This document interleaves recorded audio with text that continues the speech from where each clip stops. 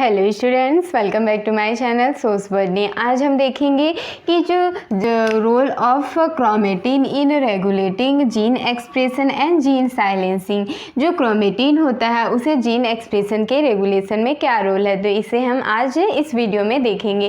तो जो gene expression है, जीन एक्सप्रेशन का जो रेगुलेशन है यह यूकैरियोट्स में कैसे होता है, प्रोकैरियोट्स में कैसे होता है, इन सब की अलग से कंप्लीट वीडियो बनाई हुई है। अगर आपने वह वीडियो नहीं देखा होगा तो आप जाकर देख लीजिए, इसका जो लिंक है वह डिस्क्रिप्शन में दिया हुआ है। आज हम देखेंगे कि जो क्रोमेटिन होता है वह जीन एक्सप्रेशन के जो रेगुलेट में क्या रोल प्ले करता है। तो सबसे पहले हम देखेंगे कि क्रोमेटिन क्या होता है, यह किस फॉर्म में जो सेल्स होती है उनमें प्रेजेंट रहता है। तो इसमें हम देखते हैं कि जो यूकैरियोटिक सेल्स होती हैं, तो यूकैरियोटिक सेल जो होती है वो वेल डेवलप्ड होती है, यानी कि इनमें न्यूक्लियस होती है, और जो डीएनए होता है वह एक कॉम्पैक्ट स्ट्रक्चर के रूप के फॉर्म में होती हैं। तो इसमें हम देखते हैं कि डीएनए, सबसे पहले डीएनए क्या है, जेनेटिक मटेरियल है। डीएनए में ही वह जेनेटिक इंफॉर्मेशन होती है जिसके आधार पर ही क्या बनता है, इसमें जीन्स प्रेजेंट होती हैं, और फिर इसमें आगे की प्रोसेस के द्वारा जीन एक्सप्रेशन होता है, यानी ट्रांसक्रिप्शन की प्रोसेस द्वारा एमआरएनए बनेगा, और एमआरएनए से क्या बनेगा, प्रोटीन बनेगा। तो यह किस फॉर्म में होती है, तो यह डीएनए क्या करता है, यह डीएनए हिस्टोन प्रोटीन के साथ मिलकर क्या बनाता है, न्यूक्लियोसोम स्ट्रक्चर बनाता है।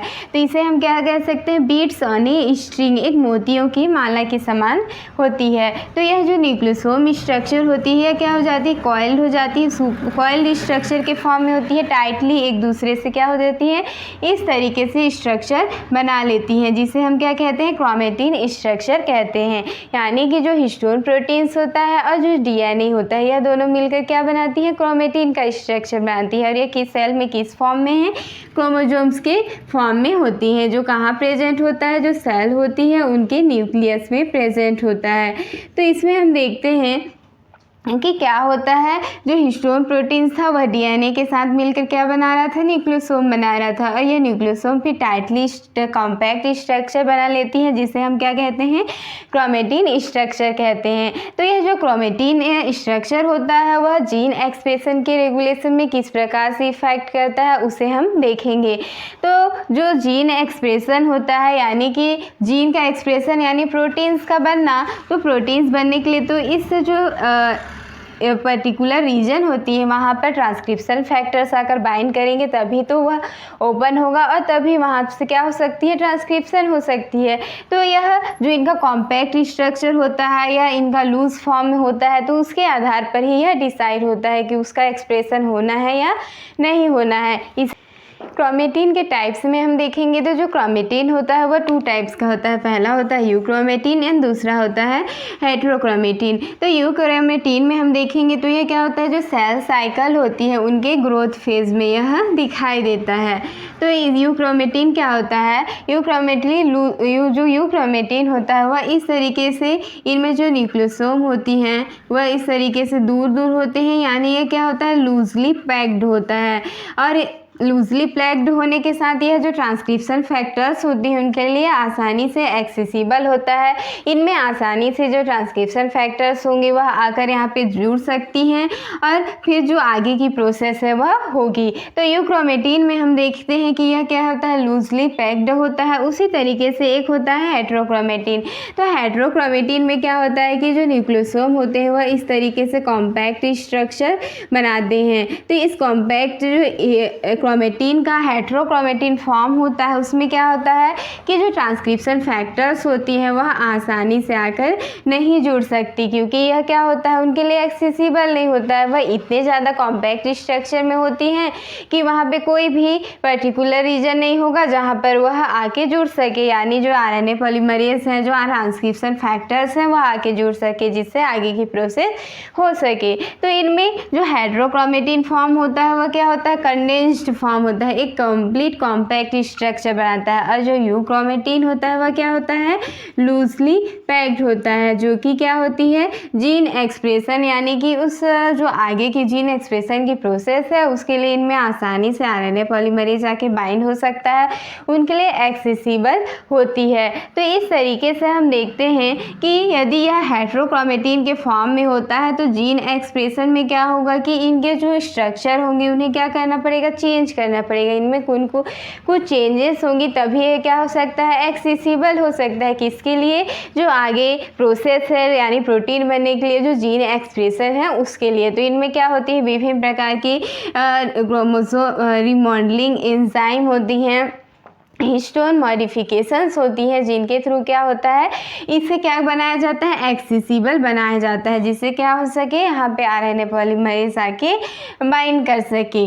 उसी में हम देखते हैं कि क्रोमेटिन का क्या रोल होता है। तो क्रोमेटिन क्या करता है कि इस स्मॉलर वैल्यूम में जो डीएनए होता है उसे एक स्मॉलर वैल्यूम में क्या कर लेता है, पैक्ड कर देता है, जिससे डीएनए एंड जो हिस्टोन प्रोटीन्स होती हैं उन्हें एक क्रोमेटिन स्ट्रक्चर के फॉर्म में होती है, क्या होती है, स्मॉलर वॉल्यूम में ही पैक्ड हो जाती है, जो कहाँ प्रेजेंट होंगी, सेल के न्यूक्लियस में ही प्रेजेंट होती है। इसके अलावा यह क्या करता है कि जो डीएनए रेप्लिकेशन होती है उसे भी रेगुलेट करता है एंड जो जीन एक्सप्रेशन होती है उन्हें भी रेगुलेट करने का काम करता है।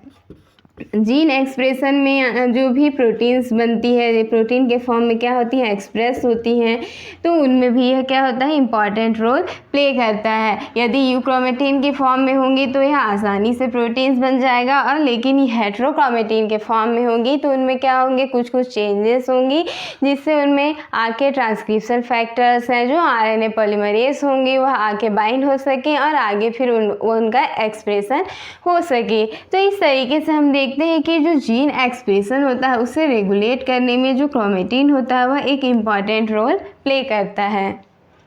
इसी में हम देखते हैं कि जो क्रोमेटिन का स्ट्रक्चर होता है वह किस प्रकार से ट्रांसक्रिप्शन को इफेक्ट करता है।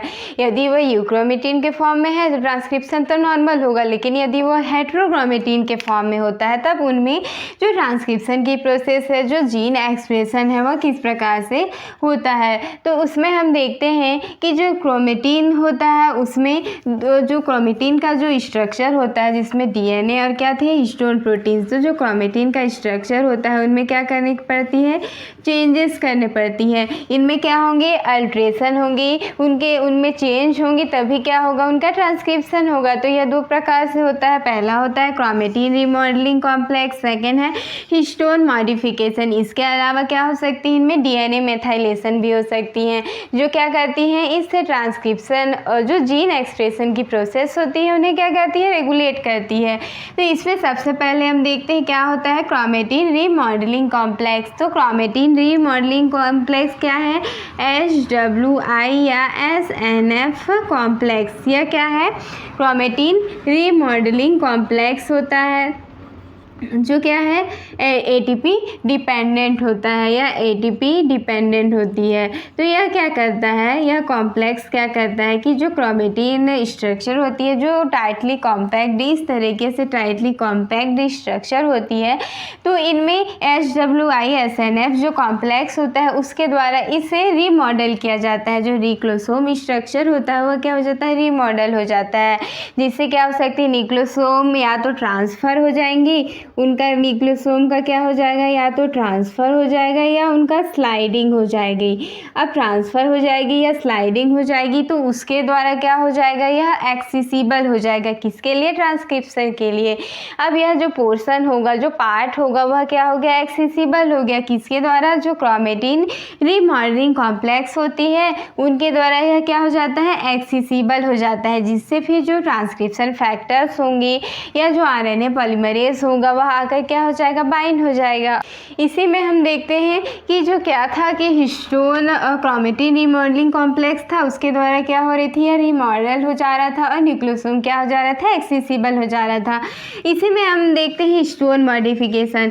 जो हिस्टोन्स होती हैं, जो हिस्टोन प्रोटीन्स होती हैं उनमें क्या हो जाती है, मॉडिफिकेशन हो जाती है। यह मॉडिफिकेशन क्या हो सकता है, जैसे मेथाइलेशन हो सकता है, एसिटाइलेशन, डी एसिटाइलेशन, जिसके द्वारा यह तो या तो ट्रांसक्रिप्शन होगा या फिर नहीं होगा। इनमें क्या होंगी, विभिन्न मॉडिफिकेशंस होंगी। इसी तरीके से क्या होता है, फास्फोराइलेशन। तो फास्फोराइलेशन यह सारी क्या हो जाती हैं, प्रोसेस मॉडिफिकेशंस होती हैं, जिनमें हिस्टोन क्या हो जाता है, मॉडिफाई हो जाता है। अब हिस्टोन मॉडिफिकेशंस के लिए इनमें क्या है, हिस्टोन मॉडिफाइंग एंजाइम होती हैं जिनके द्वारा जो हिस्टोन प्रोटीन्स होती हैं इनमें इस तरीके से क्या हो जाती हैं, मॉडिफिकेशंस हो जाती हैं और उनके द्वारा भी क्या होता है, यह एक्सेसिबल होता है ताकि क्या हो सके, ट्रांसक्रिप्शन हो सके।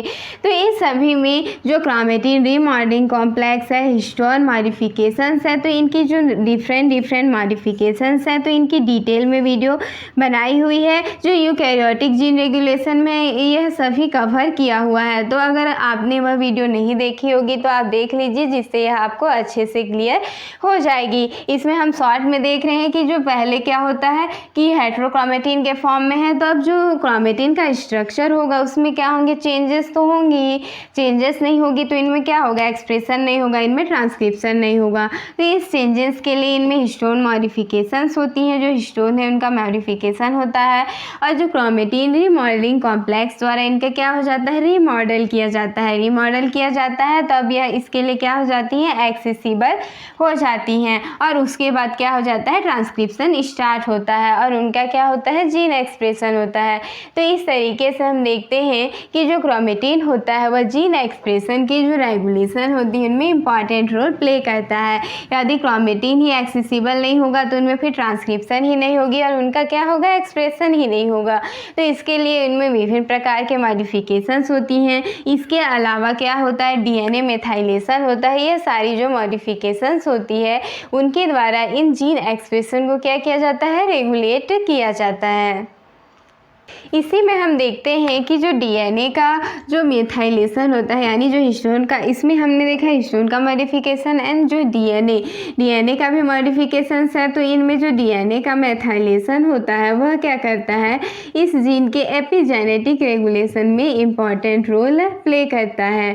तो जो एपिजेनेटिक रेगुलेशन होती है उनमें क्या होती है, इम्पॉर्टेंट रोल प्ले करता है। तो इस तरीके से हम देखते हैं कि क्रोमेटिन के द्वारा क्या होता है, जो जीन एक्सप्रेशन होता है उसे क्या किया जाता है, रेगुलेट किया जाता है। इसमें अगर जीन रेगुलेशन का हम इम्पॉर्टेंस देखेंगे तो क्या करता है, यह जो वेस्टेज सेल एनर्जी होती है उसे कम करता है, यानी सेल एनर्जी को वेस्ट होने से कम करता है और जो जीन प्रोडक्ट होंगी, अब जीन प्रोडक्ट के अमाउंट को कम करेगा। जब जिसकी आवश्यकता होगी तभी वह बनाएगा और जब जिसकी आवश्यकता नहीं होगी तो वह नहीं बनाएगा। जो जीन से जो प्रोटीन्स बन रहे हैं उन्हें रेगुलेट करना ज़रूरी है क्योंकि जब उसकी ज़रूरत है तभी उसे बनाना है, नहीं तो उसकी जो सेल की एनर्जी होगी वह वेस्ट होगी।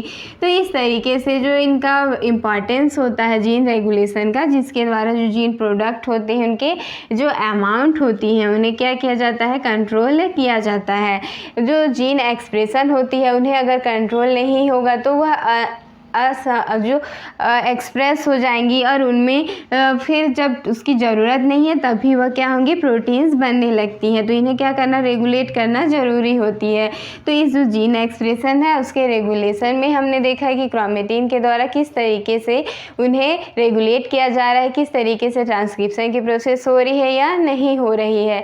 इसके बाद हम आगे नेक्स्ट वीडियो में देखेंगे कि जीन साइलेंसिंग क्या होता है, जीन साइलेंसिंग के थ्रू यह किस तरीके से इंपॉर्टेंट रोल प्ले करते हैं। आई होप यह वीडियो आपको अच्छी लगी हो तो प्लीज़ मेरे चैनल को सब्सक्राइब कर दीजिएगा। आप टेलीग्राम चैनल भी ज्वाइन कर सकते हैं। टेलीग्राम चैनल का जो लिंक है वह डिस्क्रिप्शन में दिया हुआ है। Thanks for watching.